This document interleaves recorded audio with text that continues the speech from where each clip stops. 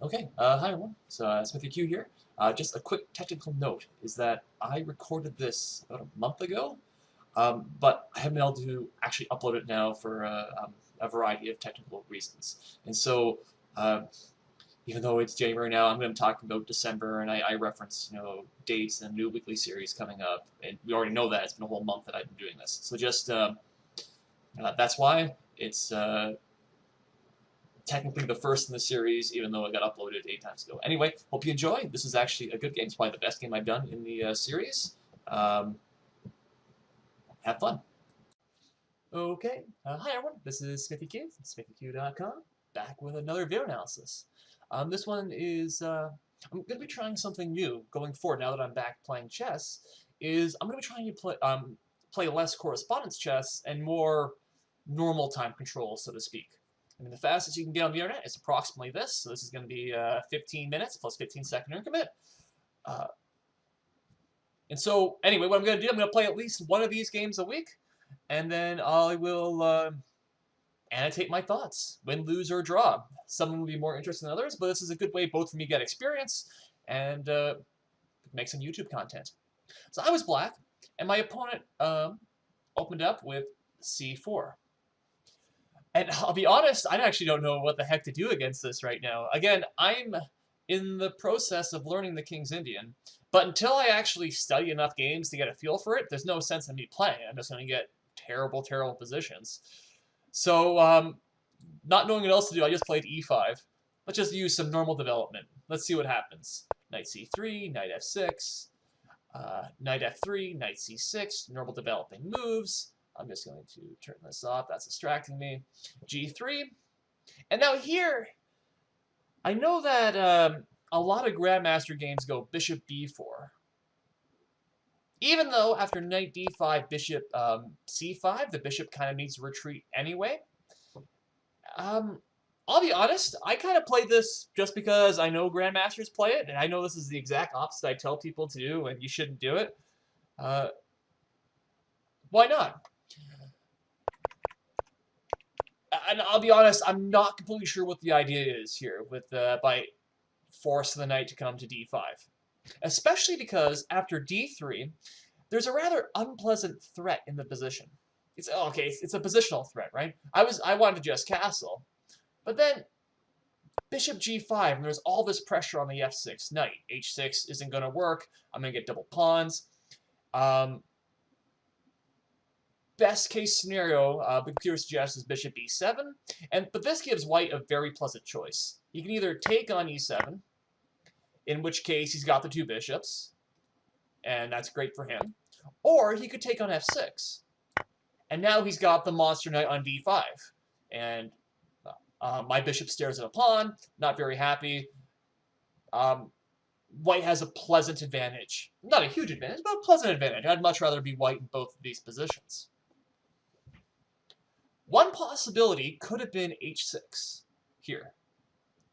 Stopping bishop g5, then I could castle and get a normal position. And I'll be honest, I wanted to play this, but I was scared about this common trick, where he's going to get the pawn back and then everything's happy for white.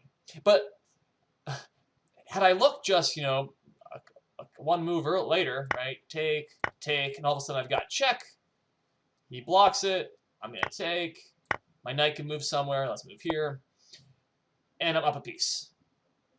And so, even though I'm back playing chess, clearly my tactics, my vision isn't anywhere close to being there yet.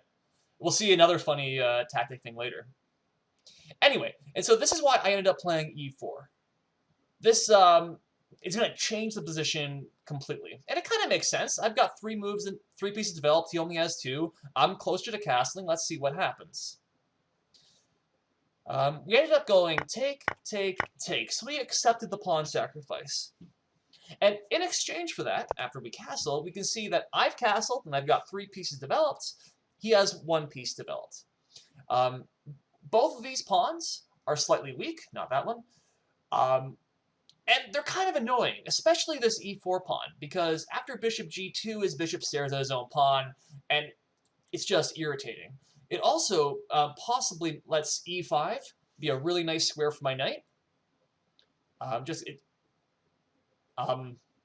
Because until he can play f4 to kick it away, this is just a great square. It's fantastic. And after he castles, he won't be able to play f4 right away because of the pin up with the bishop. The other thing that's about this is that there are potential threats here in this position. For example, if the knight were to move somewhere, then queen f2 or bishop takes f2, that's not very good. There's also a potential idea of playing, not that, arrows are not my friend, bishop b4 check. There's not many ways to stop it. In fact, he can't block with the bishop because then he loses this pawn. And he can't move this bishop or he loses that pawn. And so white has to deal with some concrete problems. And he ends up playing a3 just to stop the bishop the b4 check idea.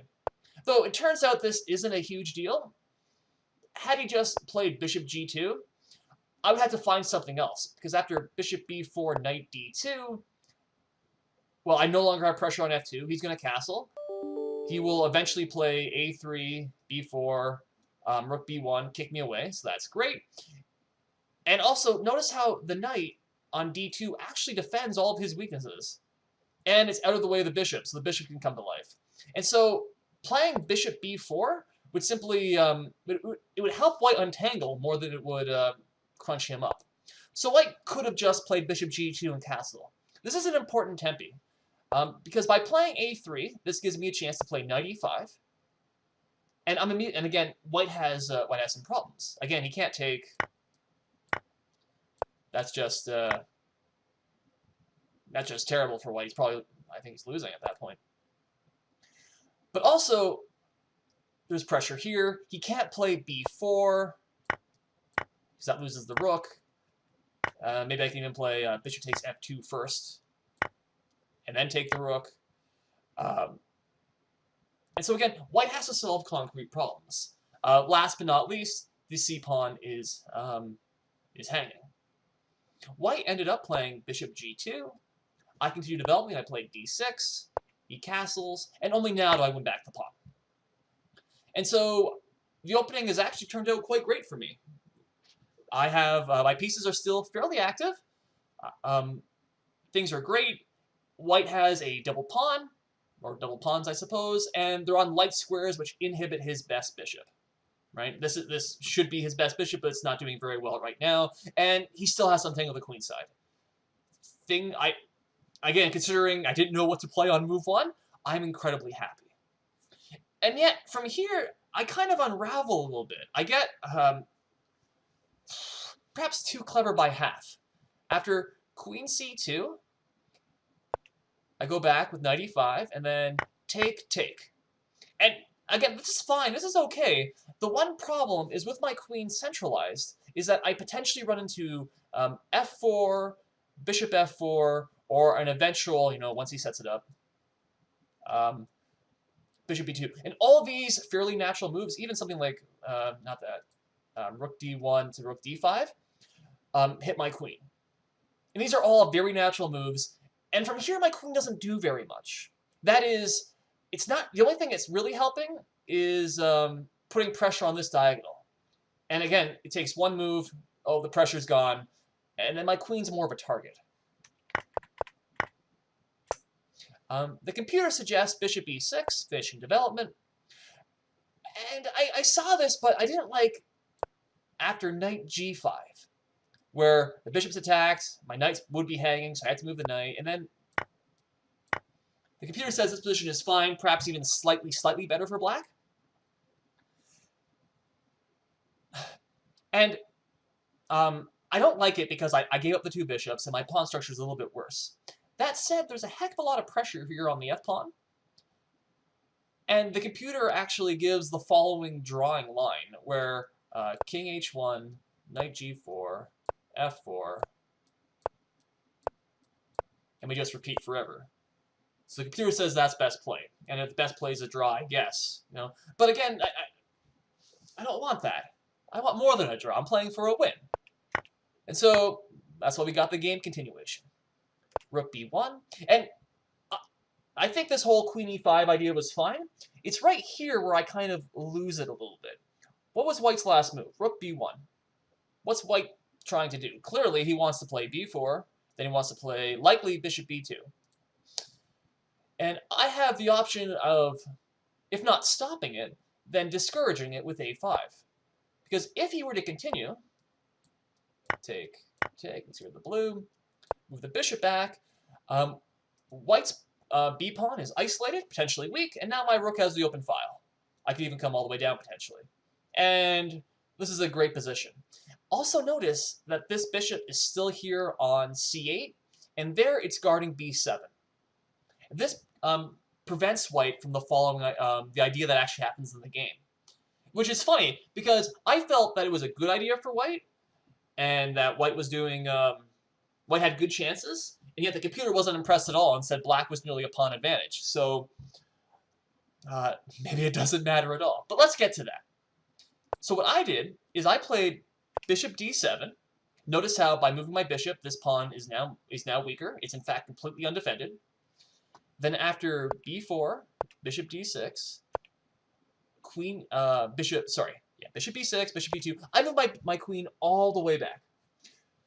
And again, this is my very clever idea, and sometimes you can be too clever. It's the idea is I want to put my bishop here on a5, which would annoy him. It's going to tie up the queen side.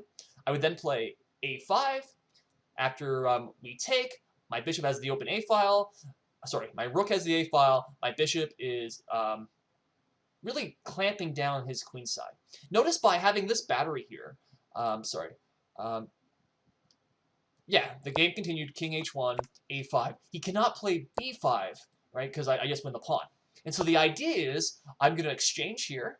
I'm going to give him a weakness and then play around on that. Also, potentially, depending on what he does, I can put the bishop on c6 and just neutralize his bishop. Again, my bishops are great. This bishop is staring at the pawn. This bishop's good, so is mine. He has the only weakness in the position, this soon-to-be isolated pawn and this double pawn. And I would slowly try and chip away. That'd be a dream position. However, white was able to change the position in a very concrete way. Queen c3, threatening mate. And I'll be honest, I think I only saw this about, 15 seconds after I played queen e8. Like, oh crap, am I getting checkmated? Oh, no, I'm fine. Sometimes mating ones happen. And then from here, here's the idea, is where white played a very interesting move. Again, the computer isn't impressed, but I thought it was great. e5, and this is something that I would play as white. With the idea of after, okay, so we exchange over here. I take that, and then he takes this, completely opening up this long diagonal. He traded his weak doubled e-pawn for this b-pawn, which should be advantageous for him. Both bishops are wide open, and there's going to be a lot of pressure on the queen side. We can easily imagine something like this coming over. All the rooks get traded. I can't keep my rook on the a-file, actually, because of his bishop. Things look good. After rook b8, he then played bishop d5 check, bishop b6. And then this turns out to potentially be the losing move, where he exchanged bishops. And as soon as he exchanged, I thought for sure. I used to play these types of English setups, and so I know what I like playing as white is I want to bring this bishop all the way back, and I'd want to try and get some f4 action in. I'd play f4, the rook is open, the rook will be on an open file, I'm going to try and get this pawn to move, because then my battery is wide open, and we'll try and attack the king. Things are great. Also notice by moving the f-pawn, this pawn would no longer be attacked. Now, there's an interesting thing, actually. There's no real danger of me ever taking here, right? Right away, at least.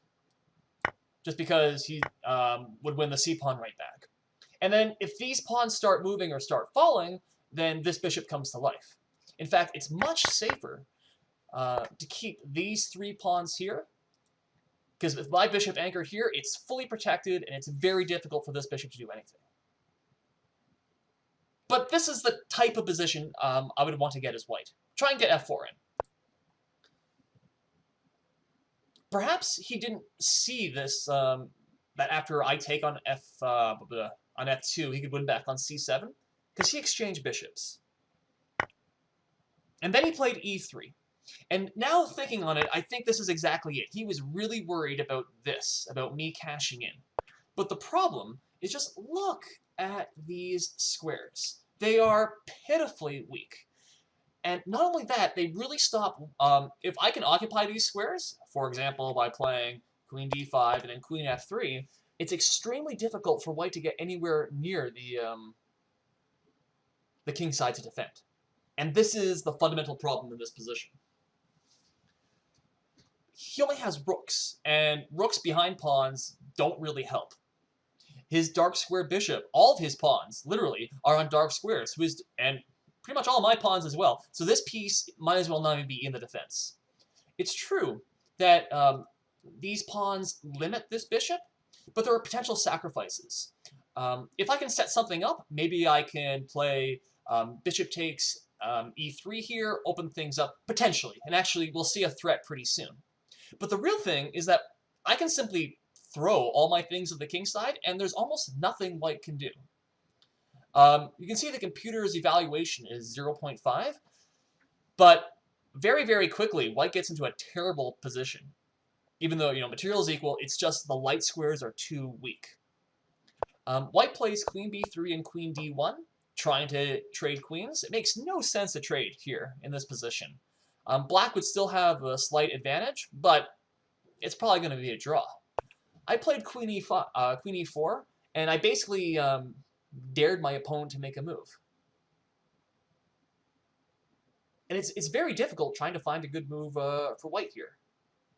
He ended up playing queen d2, which seems to be as good as anything else. Then after rook f3, it's pretty much curtains at this point. White cannot stop the coming kingside demolition. Notice also that there's actually a concrete threat in this position. If white were to do nothing, say, rook a1, well then this bishop shows its power. We could take the pawn, and he can't take back. That's game. And so this here is one of those things where it comes with bishops, good bishops, bad bishops, right? All of his pawns are on dark squares, which limit his bishop. His bishop can't help in the defense. Not really. Not at all. It's true, his pawns also limit my bishop, but I can sacrifice my bishop for his pawns. Right? But I could do that potentially. Open things up. That's an option. You can't sacrifice your own bishop for your own pawns. Right? So this is why, with all the pawns on the same color, they favor the attacker. And this is why, in this position, my bishop is better than his, even though all the pawns are on dark squares. Effectively, I'm attacking up a piece, right? My bishop is attacking, his isn't. But also, it's very difficult to get his pieces into the defense. We'll see he really tries, right? He plays rook e1.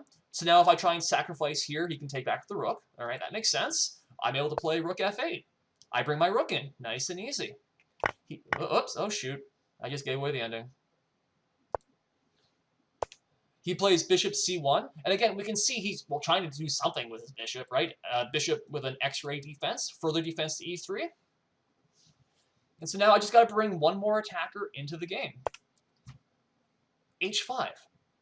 And now, I'd be lying if I said I'm calculating a lot right around now. I'm not really. I was doing a lot of general principles.